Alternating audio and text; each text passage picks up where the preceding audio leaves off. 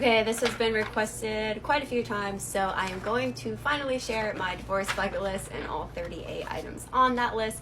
But before I do that, I just want to share a little brief history as to why I currently am celebrating the fact that I'm getting divorced. A couple of months ago, I found out that my husband has been cheating on me for an entire year. So we lived in a bus and traveled full-time for 3 years in that bus, and we documented our adventures weekly over on YouTube with vlogs. Second year into our travels, we met up with another bus couple to travel with them. So this was a married couple. They didn't have any kids, but they did have 3 dogs, and they were internet famous, so we thought they looked cool and like, hey, let's meet up with them. We traveled with them for 3 months. 2 weeks into our travels with them, my at the time husband and the wife of that couple started having an affair. Around the 3-month mark, I started feeling really weird. My husband was being very mean to me and just really acting out of character. I confronted them both about my suspicions. They both basically made me think that I was crazy and they don't know why I would think that way. Then we left the group. They continued their affair for 9 more months after that.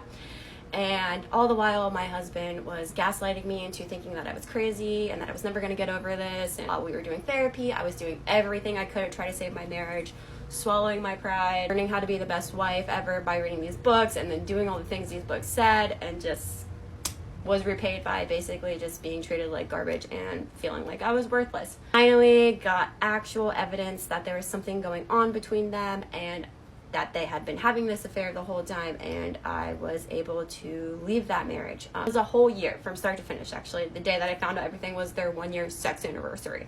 So that's fun. After feeling like just complete garbage and being mistreated and gaslit and feeling crazy and just heartbroken and sad and confused for an entire year, I just decided that I wasn't going to feel like that ever again. Like, I refuse. I'm going to be happy and I'm going to move forward with my life.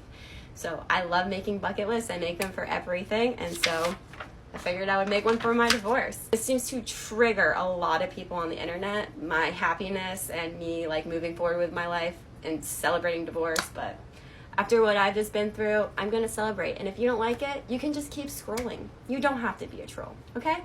So here it is.